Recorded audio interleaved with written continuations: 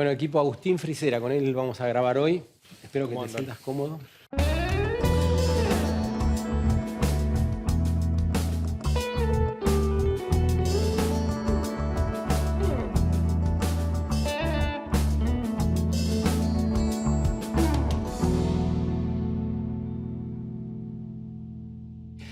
En esta serie de 100 voces diferentes, de 100 matices, recurrentemente vamos volviendo con, yo diría la mayoría de los entrevistados, con esta necesidad de poder sentirnos parte de la organización que nos damos, desde qué lugar lo hacemos y cómo podemos hacer efectiva esa participación ciudadana que claramente hoy no está. Podríamos decir que hoy conformamos sociedades y colectivos de espectadores, en términos generales. Ciertamente hay muchas personas que se involucran y que pueden participar, pero pareciera que la participación formal, la participación en los partidos políticos tradicionales, en las estructuras organizacionales, en las instituciones establecidas, nos llevan a algo que no responde a nuestra naturaleza. Si participo en política, debiera corromperme. Si participo en un partido político, debiera dejar de lado la familia y hasta los amigos. Es como entrar en un mundo irreal, en un mundo que no hace posible esos mundos deseables a los que aspiramos. Así que hoy vamos a ir por otra vuelta de esas cosas. Agustín, ¿cómo estás? Bienvenido. Hola Sergio, un gusto. Agustín Frisera es licenciado en Sociología, magíster en Gestión Urbanística por la Universidad de Cataluña, director ejecutivo de Democracia en Red y miembro de la Red de Innovación Política de América Latina. Entre otras cosas, ¿no? Pero justamente en Democracia en Red, ustedes ensayaron en su momento una posible participación más activa de los ciudadanos, más cercana, ¿no? Sí, mirá, tenemos 10 años de experimentación en Democracia en Red. ¿Cómo surge Democracia en Red? Empieza a verse que la revolución tecnológica iba a cambiar absolutamente todo en nuestras vidas.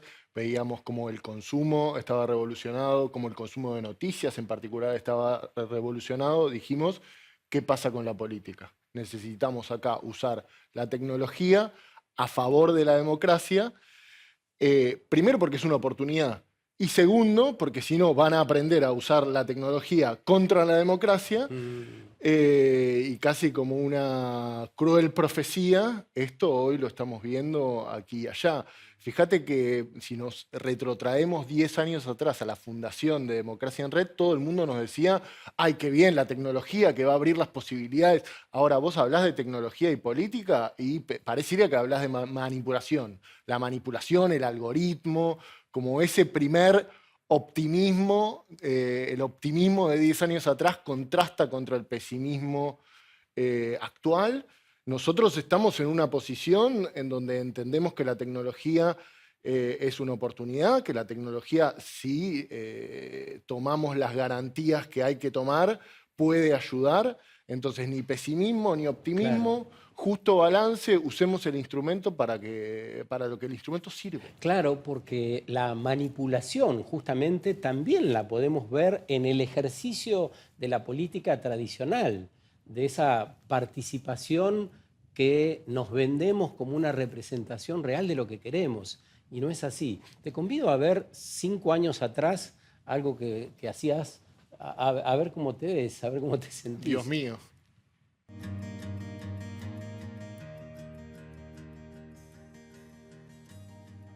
Democracia en Red es un experimento que se ha consolidado después de 5 años, que intenta ver cómo la tecnología digital puede ayudar a abrir las instituciones en general y a politizar a la ciudadanía en particular. Nosotros hemos creado, desde que nos fundamos, varias instancias, hemos trabajado con varios gobiernos de todas las escalas, es decir, nacionales, locales, en general de América Latina, para entroncar procesos de participación ciudadana usando tecnología digital, pero no solo tecnología digital, sino también combinándola con tecnologías físicas.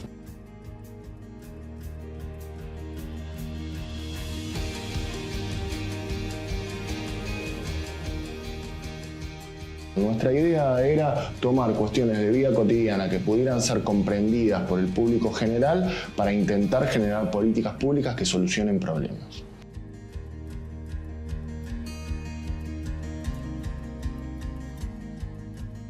Creamos un stack digital que permite pensar en un circuito alternativo de elaboración de política pública, sobre todo involucrando a la sociedad civil y dándole herramientas a la sociedad civil organizada para comunicarse con bases que habitualmente son las que se comunican, con las que se comunican los partidos políticos.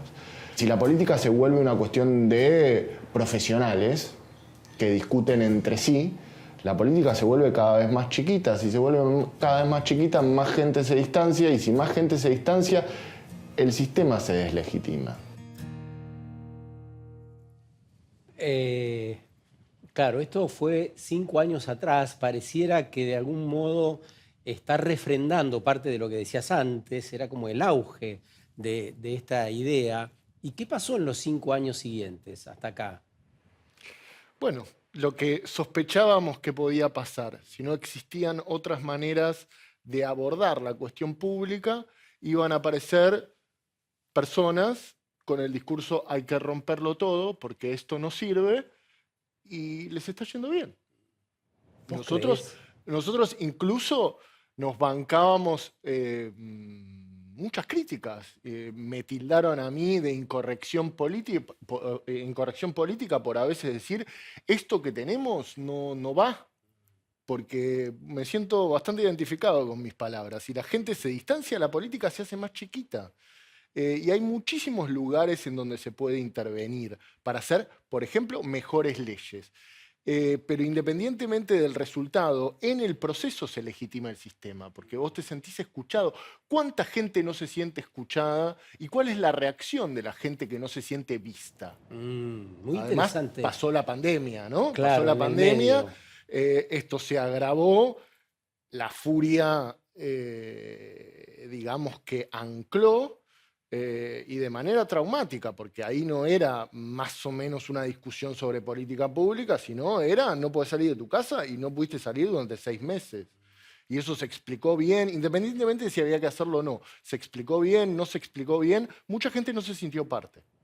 Ahora vamos a ir a puntualizar aspectos prácticos de cómo sería esta participación más efectiva, más real, casi cotidiana en la política. Pero antes, me gustaría que hablemos un poco de política. ¿Qué implica hacer política y por qué la palabra política y hacer política es un bien necesario, no un disvalor? Porque suele descalificarse a las personas que dicen, ah, no, está haciendo política, como si eso nos fuese ajeno, ¿no? Bueno, la política es darnos un rumbo. Y la política democrática justamente se trata de decidir colectivamente cuál es ese rumbo. No es ejecución, no es administración. Y tiene que ver con deseos. Ahora vamos a seguramente hablar más puntualmente de qué podemos hacer con nuestros ejecutivos o con nuestros parlamentos y para qué nos puede servir la tecnología. Pero hay mucha gente que anda diciendo por ahí que podemos reemplazar los parlamentos por algoritmos con preferencias construidas por la gente sin que la gente se dé cuenta. ¿Eso es democrático? ¿Eso es política? Entonces ahora con la técnica, como se ha vuelto tan eficaz, porque realmente vos ves la inteligencia artificial y te vuela el cerebro, bueno, ahora una inteligencia artificial puede pensar por mí, puede desear por mí. Entremos a esa parte más tecnológica también, para poder entender después nuestra participación. ¿Podemos hablar un poquito en términos generales de lo que es blockchain? ¿Qué significa blockchain? ¿Qué significa inteligencia artificial? ¿Cómo se gesta y cuál es la característica de esa herramienta? Bueno, son dos cosas diferentes. Sí. Blockchain, imagínate un escribano. Blockchain lo que sirve es de escribano, pero sin que necesites al escribano. Entonces, para todo lo que tiene que ver con contratos de la administración pública, vos en blockchain lo tenés todo publicado. Todo publicado en el momento y sin posibilidad de registrarlo, de cambiar el registro, perdón, sin que alguien lo note. Entonces, para asegurar obra pública, típico. Y de hecho hay algunas experiencias. Si vos sellás con blockchain, está todo ahí. Pero podríamos decir que es una especie de cadena de bloques de información reunida. Ahí tenemos toda la información sobre determinados casos de problemáticas en los consorcios, para dar otro ejemplo, ¿no? Recurriendo a esa herramienta, podríamos solucionar conflictos con mayor rapidez y sin que haya intermediarios. Ayúdame con esto. Bueno, no sé si solucionar los conflictos. No discutiríamos sobre el dato. Que pagamos 6.000 pesos por la escalera, está ahí, se llama en blockchain y eso está ahí. Entonces, tenemos que discutir si queremos limpiar la escalera. Ahora, cuánto sale y cuándo se hizo, ya no es discutible. Digamos que tenés un criterio de verdad y que tenés absoluta transparencia. Entonces, en ese sentido, ayuda. No nos ayuda a decidir qué es lo que queremos. ¿Y todo esto en qué términos está disponible? Porque vos me decís, me ahorro el escribano y quienes nos están mirando les deben brillar los ojitos, porque son caros los escribanos para cualquier transacción. Bueno, tenemos un problema en general a todo nivel con que las leyes se mueven menos rápido que la tecnología. Entonces, seguís necesitando escribanos para muchas cosas. Pero para tu consorcio, si todos están de acuerdo, yo pienso que con blockchain lo podés solucionar. Todavía sigue siendo una tecnología no tan accesible desde el punto de vista de la interfaz, por ejemplo, y a mucha gente le puede costar, pero esto, ¿cuántos años? Lo mismo que nos decían, volviendo a nuestros comienzos de Democracia en Red, pero Internet no está tan difundido. Bueno. Qué increíble, ¿no? En poco tiempo. Y nosotros lo decíamos en su momento, pero fíjate cómo está progresando. No hay ninguna otra tecnología en la historia de la humanidad de tan rápida adopción. Bueno, lo mismo. Ahora blockchain es difícil de usar. ¿En cuánto puedo decirte? 3 años, 4 años. Mirá de lo que estamos hablando. Ya va a ser una interfaz que va a ser... Claro, se trata de una herramienta indispensable porque hoy uno de los mayores conflictos o problemas que tenemos los ciudadanos comunes tiene que ver con cómo administramos esa cantidad de información con la que sí contamos. Sí. Y el gran problema es cómo seleccionamos esa información en favor de nuestros intereses individuales y colectivos. Así que por un lado tenemos esta herramienta, blockchain, y definamos un poco inteligencia artificial. ¿Dónde ya estamos viendo la inteligencia artificial y cuál es la proyección de esa herramienta? La proyección de esa herramienta, antes me metí con los escribanos, ahora me voy a meter con los secretarios. Pero si necesitas, por ejemplo, organizar logística, dentro de muy poco, no voy a dar marcas. Sí, porque nos hace bien el ejemplo. Pero meternos en despegar no va a tener mucho sentido, porque te va a sacar el pasaje quien ya tiene tu tarjeta de crédito, que es un agente de inteligencia artificial. Necesito organizar este evento, por favor, contratame el catering, que tenga sanguchitos de miga, que a mí me gustan. Y que sea el más económico. Y que sea el más económico y que esté cerca de tal lugar. Y todo eso ya está. Por no hablar de escribir libros, ¿no? Bueno, parece muy entusiasmante lo que decís, pero has citado ya 3 o 4 ocupaciones que dejaríamos de tener. ¿Cómo compatibilizar el avance y el acceso a la tecnología con los puestos de trabajo, con nuestras ocupaciones? Bueno, volvemos al tema de la democracia. Vamos a tener un problema con eso. Entonces, si tenemos liderazgos democráticos, puede aparecer una solución. Si tenemos los liderazgos que hoy estamos viendo en el mundo, en las máximas magistraturas de los países más importantes, va a ser búsquense la vida. Y ahí...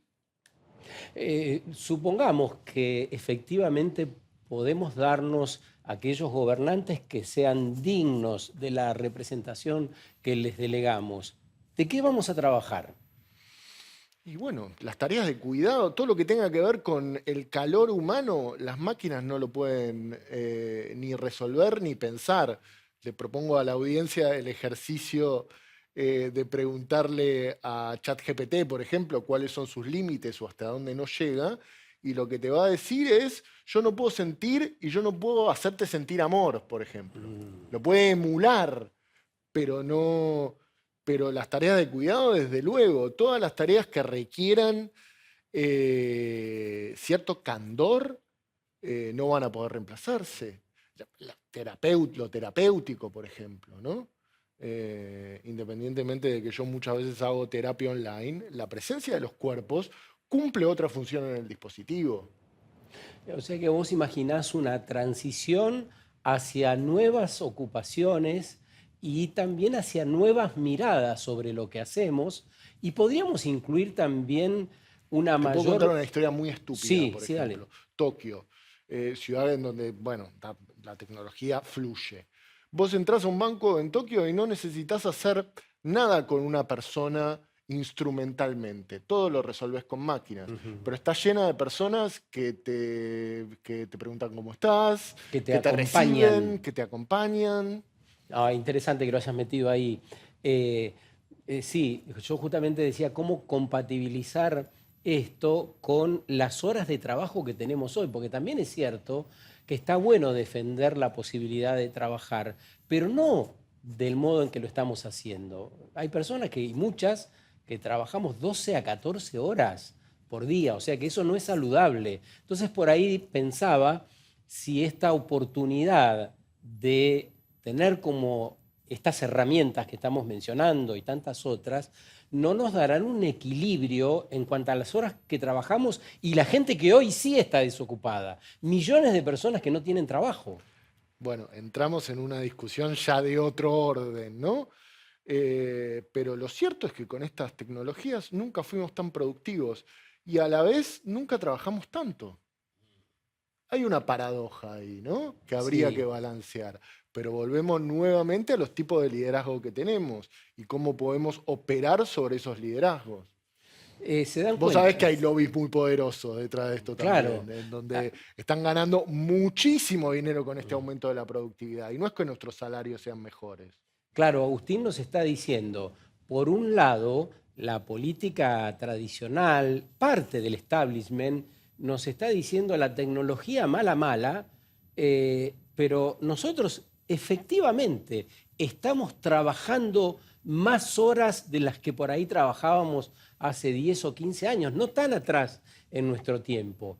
Entonces nos invita a revisar parte de eso. Y ahí vamos entonces a la democracia que tenemos. Te invito a ver un segundo video para meternos en esta idea de la ¿Yo otra democracia vez? que tenemos y que queremos. No, esta vez vos no. Bien, me alegro. Vamos a mirar a alguien más.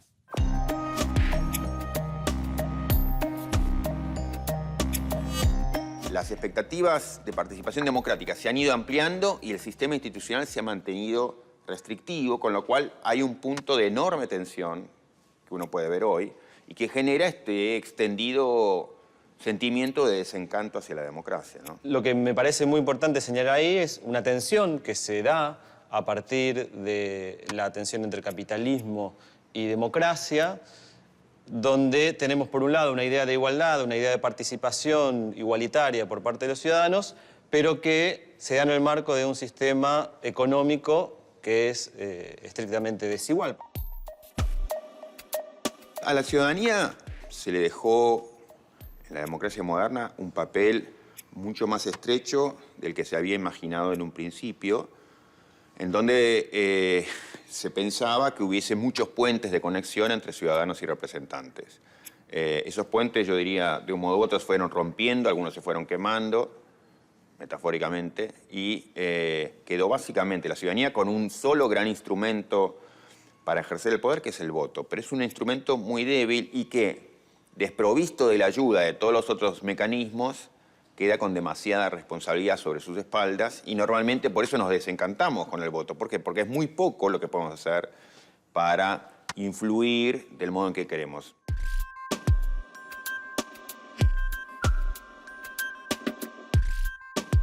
La democracia, aún hoy, una democracia fuerte, una democracia sana, depende mucho de que los ciudadanos, no en términos individuales, sino en términos colectivos, puedan en el espacio público canalizar esa demanda en pos de transformaciones desde el punto de vista de políticas públicas, desde el punto de vista de las leyes que nos gobiernan, para ampliar esos horizontes de igualdad. Bien, ahí estaba medio borroso, al menos en la versión que estamos viendo acá en el piso.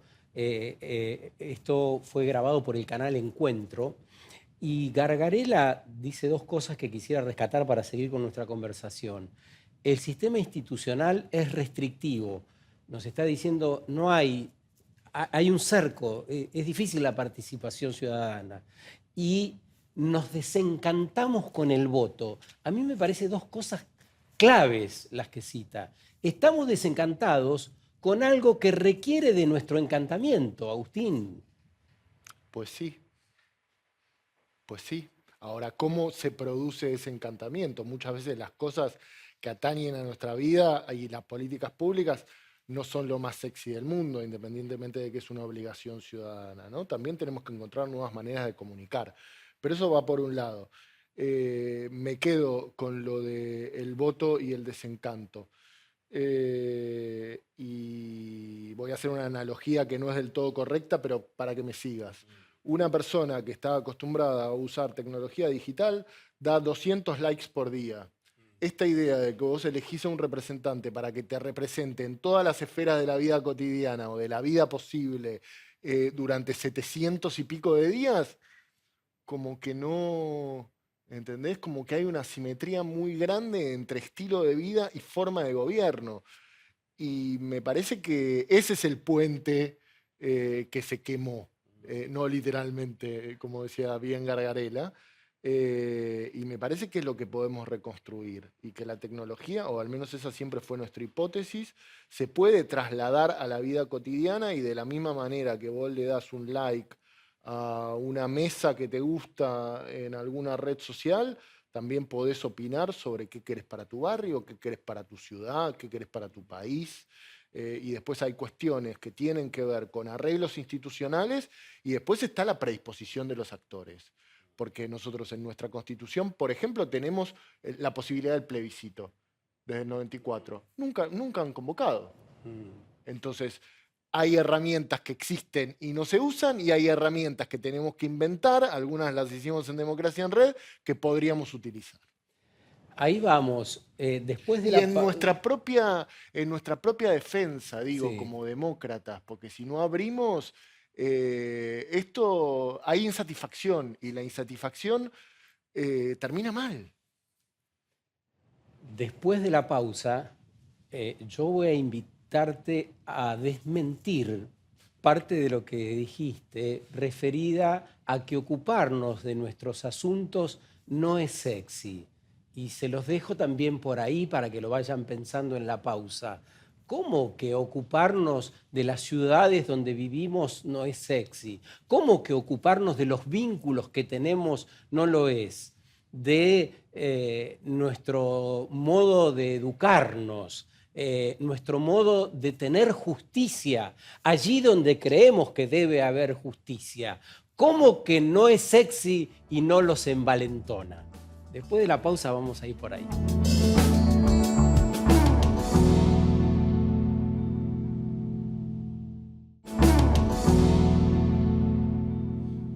Retomamos acá con Agustín Frisera, que es director ejecutivo de Democracia en Red, y además está en una red de innovación política en América Latina.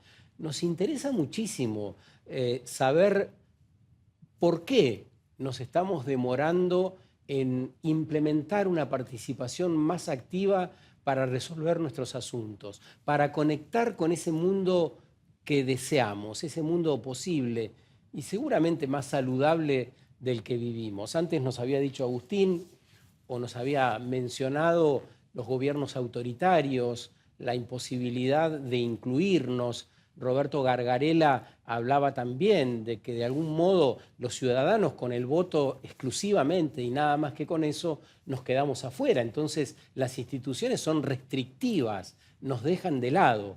Sumerjámonos por ahí. Agustín, decías antes, no es sexy ocuparnos de nuestros asuntos, hagámoslo sexy.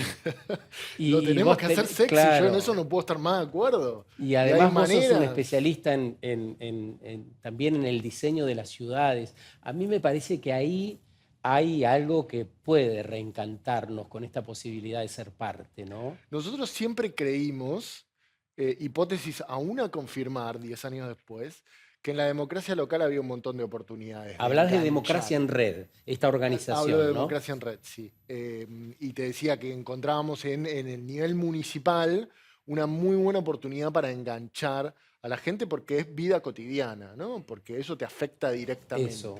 Entonces ahí hay muchísimos temas que se pueden hacer más sexy. Claro, y es tejer, por ejemplo, una ordenanza más fácil que una ley por ahí nacional, Y ¿no? con menos implicancias también, Eso. porque lo típico que te dicen es, Dios mío, la gente opinando va a imponer la pena de muerte.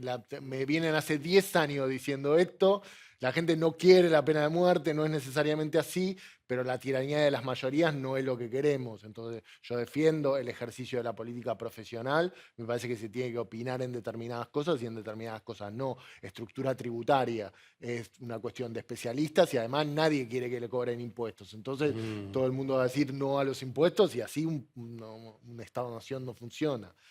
Pero en la democracia local puedes experimentar con menos riesgo y para mí con más posibilidades de enganchar a las personas que discuten al fin y al cabo su entorno. A vos te interesan las ciudades, todo en las ciudades lo sabes perfecto, están planificados, ¿no? Vos ves una vereda, acá hay un poste de luz, acá hay un banco, todo eso está diseñado. Bueno, exploremos el codiseño también. En términos prácticos, ¿cómo se implementa el codiseño de una ciudad como Bragado? Te cito la mía, donde nací, acá a 200 kilómetros de la ciudad de Buenos Aires. Hay muchísimas maneras de, por ejemplo, algunos espacios públicos de Bragado, pensarlos en conjunto. Y hay dispositivos físicos y digitales para que eso se pueda hacer. Estás hablando de plataformas concretas, de plataformas que hay que elaborar, construir, diseñar. ¿De qué hablas? Mira, diseñar y construir, te voy a contar una historia. Dale. Porque si diseñamos y construimos software, las cosas van a funcionar mejor. Pero cuando hay interés, uno puede hacer muchísimas cosas con las herramientas que hoy Claro, tiene. con otras tecnologías más Yo básicas. siempre menciono el caso de Islandia. Después de su crisis por la subprime, estamos hablando del año 2009. ¿Esto es 2009 o 2010? Una crisis económica, Una estás crisis hablando. económica importante. Insatisfacción democrática, bueno, surge la posibilidad de cambiar la constitución. Y ellos hacen el ejercicio participativo de qué constitución podríamos tener usando Facebook. ¿Sirve Facebook para eso? Y la verdad que si nos ponemos a hacer un software, nosotros hemos hecho uno que sirve más para específicamente puntual. modificar determinadas leyes. Pero si había voluntad de los legisladores de leer los comentarios, era incómodo. Pero si quería leer los comentarios, vos aprendías algo. Y si el ciudadano quería opinar, aunque no fuese la caja, volviendo al tema de lo sexy, aunque no fuese la caja más sexy del mundo, y metía el comentario. Eso, lo importante son las ganas. Después la tecnología se va construyendo. Bien, tenemos las ganas. Yo, embragado, ¿voy a votar o me dedico a estar en Facebook y opinar sobre lo que me interesa? O las dos cosas. ¿Cómo se concibe el sistema ese? Las dos cosas. O sea, votar es cierto que es un protocolo mínimo, es cierto que es el piso de una democracia, pero es fundamental. Porque te pone ahí a los jugadores que después van a legitimar todas estas operaciones, vamos a llamarlo así. Nosotros necesitamos representantes electos, pero después los representantes electos podrían habilitar canales institucionales en donde la participación sea más fácil y más divertida, volviendo al tema de lo sexy, ¿no? Pero esos representantes electos resultan ser los representantes que elegimos, porque la democracia está llena de trampitas que alguien te dice, yo, José Moreno, voy a encabezar la lista de tal partido, pero en realidad después voy a seguir siendo gobernador, ministro o lo que sea. Y lo digo especialmente en masculino, porque la mayoría de la política está hecha por varones en la Argentina y en el mundo Sí. entero, ¿no? Mirá, Maquiavelo decía que la política no tiene que ver con las bonitas palabras, sino con las garantías. A mí me parece que muchos de estos no dan garantías. Por eso, abrir canales institucionales te ayuda a tener un sistema que te da más garantías. No tengo un tipo 700 días votando lo que le parece sin que me rinda cuentas, sino que tengo canales institucionales para expresarme y después los representantes formales me tienen que responder. A lo mejor me responden no, pero por lo menos me tienen que dar una explicación. Claro, tienen que atender esta voluntad del ciudadano. Había un presupuesto participativo, ¿no? Es una otra tecnología bien concreta. Un porcentaje de la inversión en obra pública no lo decidimos las personas en el Consejo Deliberante, las decide el voto de la ciudadanía. Bien. Cómo gastamos parte del dinero para la inversión. En Madrid se hizo una experiencia durante Manuela Carmena muy interesante donde participó muchísima gente. Y al principio tenían que subir ideas que después iban a votar, pero obviamente pasaban un filtro de factibilidad. Ponerle que se subieron un montón, ¿no? Como 1000 ideas, pongamos un número redondo, de las cuales rechazaron 300. Y yo le pregunté a la persona encargada en su momento, ¿y no se enoja la gente cuando le rechazás? No, al contrario, porque nosotros les damos una explicación y les decimos no, por esto, esto y esto, y la gente lo entiende, lo asimila y además aprende algo respecto del funcionamiento de la ciudad. Ahora, se me ocurre que Comunicar nuevamente, Claro. ¿no? Comunicar, explicar. A mí me parece que la política es pedagogía, no es solamente la imposición de determinado punto de vista. Pero a propósito de eso, se me ocurre que la estructura política tradicional va a tener que ir a la escuela, va a tener que aprender algunas cosas que hoy ignora. Mira, el primer paso, esto lo dice siempre Julia Pomares. ¿Quién es? Julia Pomares, una politóloga argentina. El primer paso para crear nuevos canales de participación en las instituciones debería estar en los partidos políticos. Pero esto no ocurre, Agustín. No, no ocurre. Ni va a ocurrir con las estructuras partidarias que conocemos, porque yo creo que también es tiempo de decirnos la verdad, porque ahora que nos están llamando a votar... Las que están por desaparecer, decís. Claro, bueno. Bueno, haber cambiado antes, muchachos. Y cuando hablamos de la desaparición de estructuras políticas, no hablamos de un partido determinado, estamos hablando de una implosión de un sistema que todas las personas sabemos que va a implosionar. Sabemos que no es sostenible este modo de hacer política, donde vos tenés que recaudar de un modo ilegítimo, seas del partido que seas, para mantener la estructura partidaria. Y es así, no hay otro modo, no está escrito, nadie te obliga a que tengas una conducta aceptable y que el ciudadano no te sospeche de coimero. Pero eso está pasando, Sergio. Por eso, lo vimos en Chile, por lo eso en la vimos en transición, Francia. ¿cómo te imaginás que vamos a encontrar? ¿Va a haber una escuela de políticos?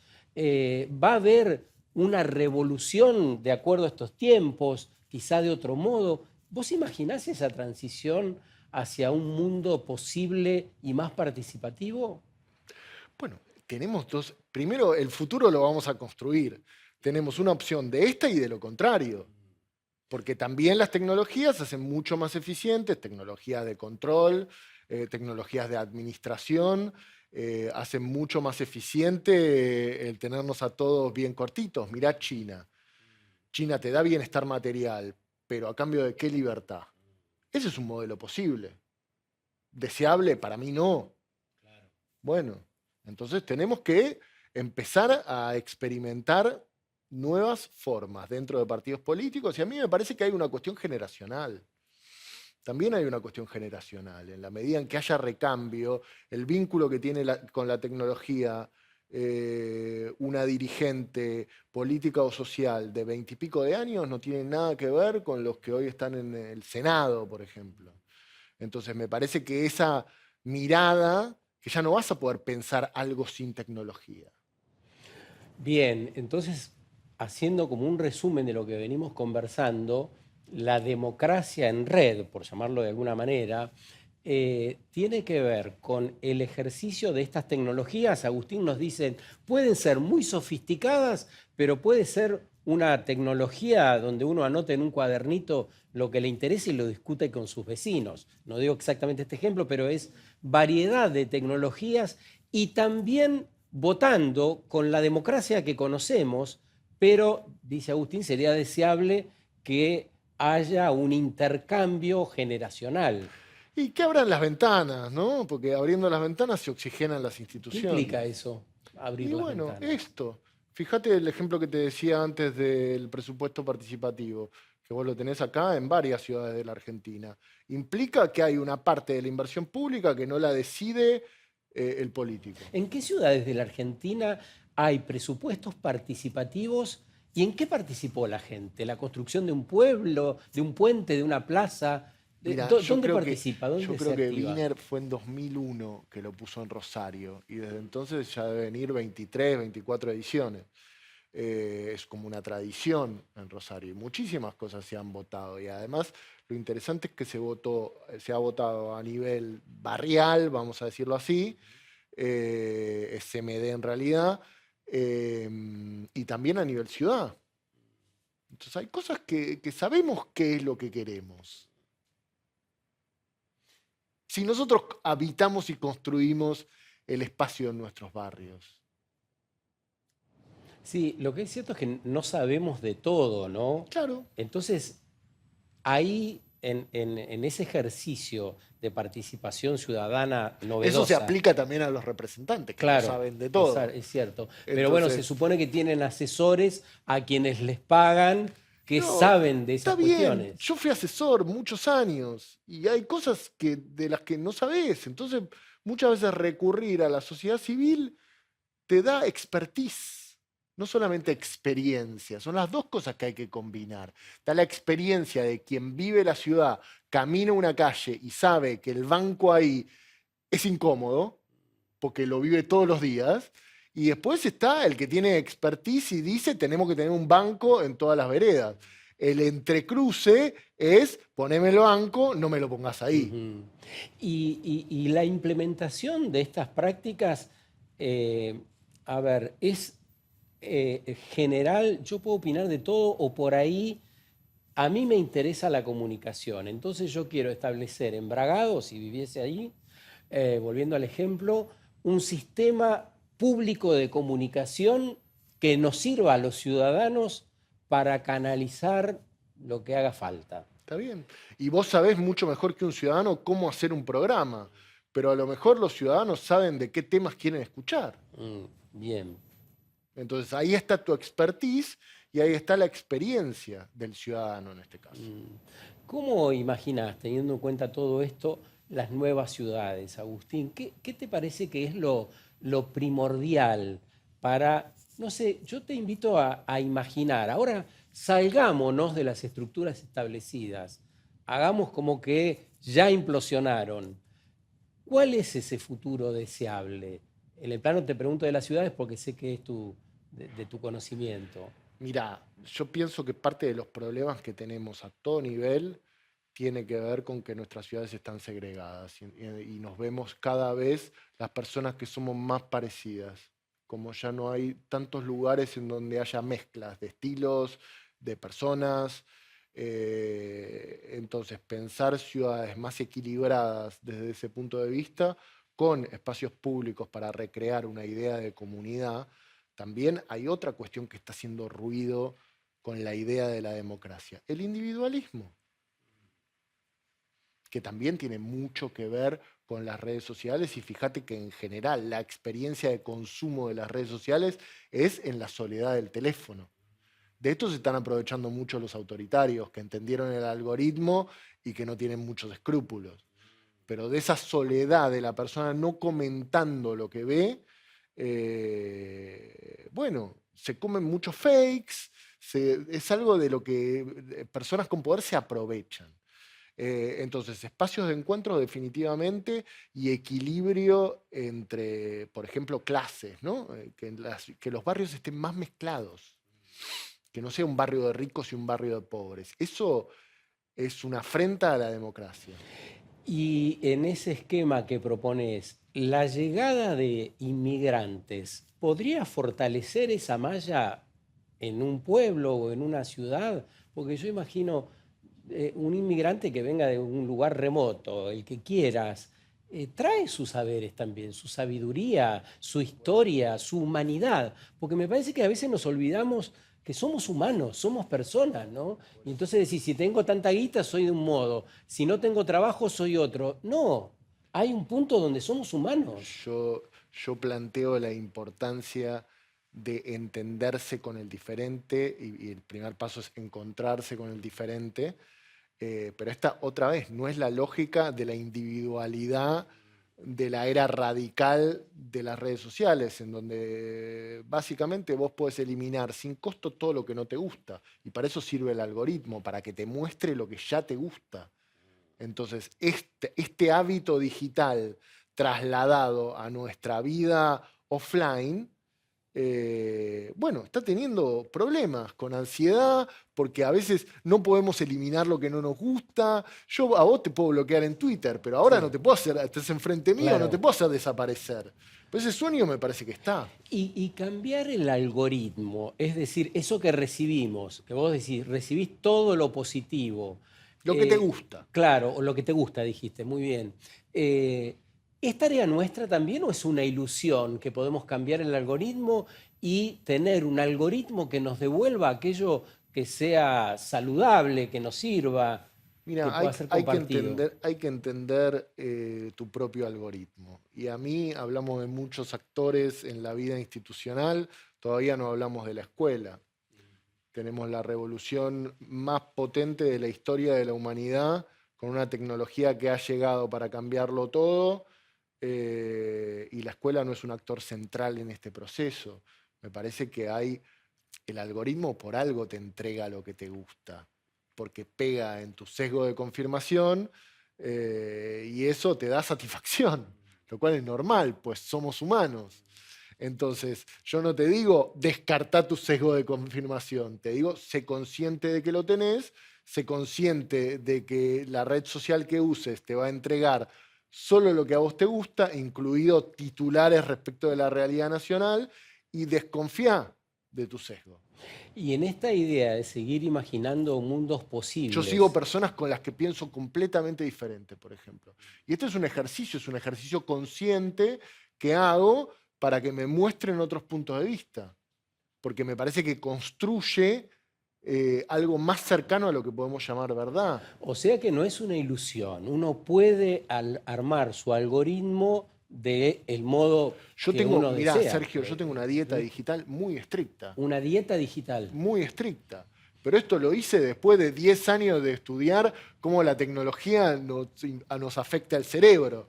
Entonces, por eso te pido que en la escuela meteme un segmento, un ratito. Por eso vuelvo a la pregunta que quería hacerte, ¿no? En esta idea de imaginar mundos posibles, quizá inéditos. ¿Quién educa? ¿Qué cosas o sobre qué cosas educa?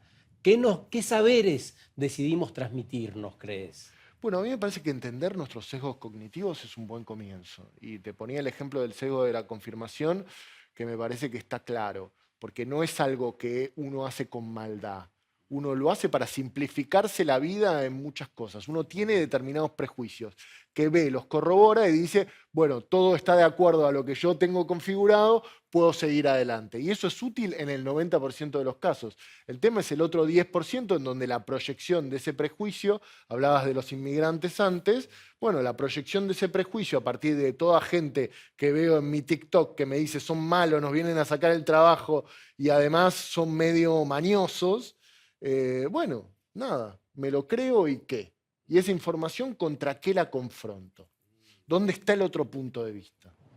Yo puedo ignorarlo totalmente y seguir viviendo así. Sí, o sea que estás imaginando efectivamente una sociedad más activa, más conectada, más presente, ya sea para elegir o para educarse, para transmitir y para sentir también. Más disponible se me ocurre.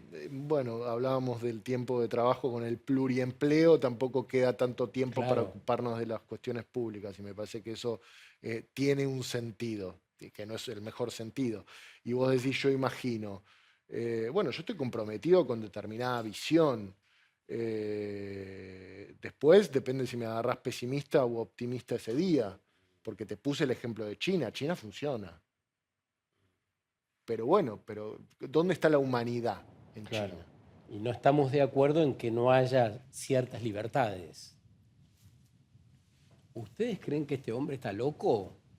Porque sí, lo ven por ahí un poco despeinado, con los ojos saltones.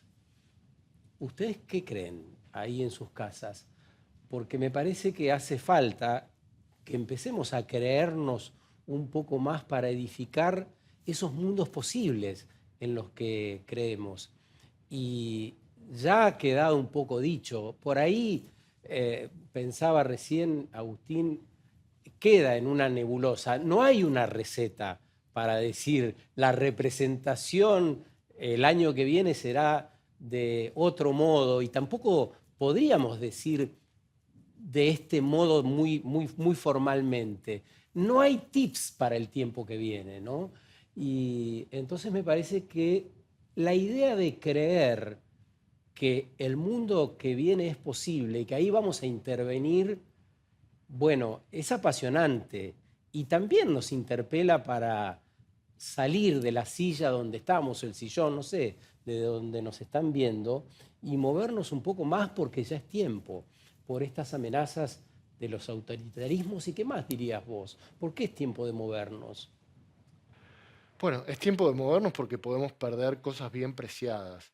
Y es cierto que no hay tips, lo que decías, pero a mí me sirve pensar como en 3 claves la política que viene. Yo pienso que la política que viene tiene que dar más garantías, que no puede ser que una persona que vos elegís de repente se dé vuelta y haga como que no te vio nunca en su vida. Entonces, garantías, rendición de cuentas, oportunidades. Si yo tengo una buena idea, ¿dónde la puedo expresar? ¿Dónde puedo buscar más personas que apoyen mi idea? Institucionalmente, no te digo change.org, te digo institucionalmente. Y lo tercero, los liderazgos, que un poco lo hemos discutido. Los liderazgos que corresponden a la era digital, bueno, están por verse. Pero algunas pistas tenemos, ¿no? Cómo comunican algunos candidatos que pertenecen a nuevas generaciones, vos los ves moverse frente a la cámara en vertical, con una naturalidad que, vuelvo al tema del Senado, me la agarré con el Senado, pero bueno, tiene que ver con el promedio de edad. Un senador piensa que el teléfono o las redes sociales son otro medio para hacer la publicidad que hacía toda la vida. Y así lo conciben. Entonces vos ves cuando desfilás por sus redes sociales como una cosa de flyers, ¿no? En donde él promociona de la misma manera que antes tenía vía pública, ahora está en la red social, la que sea. ¿Sabés qué? Siento que subyacen 2 mundos en este momento. Uno que es viejo, que está destartalado, y otro que va emergiendo. El gran tema es quién va a imponerse, quién va a ganar y qué necesitamos para eso. ¿Y qué nos llevamos del mundo destartalado, que también tiene mucha sabiduría? Está bueno eso. Porque tiene otra velocidad, por ejemplo. Porque la velocidad que nos proponen las redes sociales por momentos no es casi humana. Y yo te decía lo de mi dieta digital, que es cierto que es muy estricta. Yo contesto a determinada cantidad de grupos por día, algunos los tengo segmentados en horarios, como pues si no me enloquece la cantidad de información con la que me veo bombardeado. Qué bueno que lo trajiste, porque nos pasó tu dieta digital, que es esto, ¿no? ¿Es ¿Algo esto? más? Bueno, parte de mi dieta digital tiene que ver con seguir a personas que piensan muy diferente a mí. Y eso es un acto consciente de diseño que yo hice, como para no quedar encerrado en mi burbuja, porque me parece que mi burbuja me empobrece. Así es. Gracias, Agustín, por Un todo lo que placer, has Sergio, hecho y como bueno, siempre. por el intercambio y por estas ideas que nos invitan a pensar. Por los demás, o por lo demás, nos vemos una noche de estas. Que la pasen muy bien. Gracias.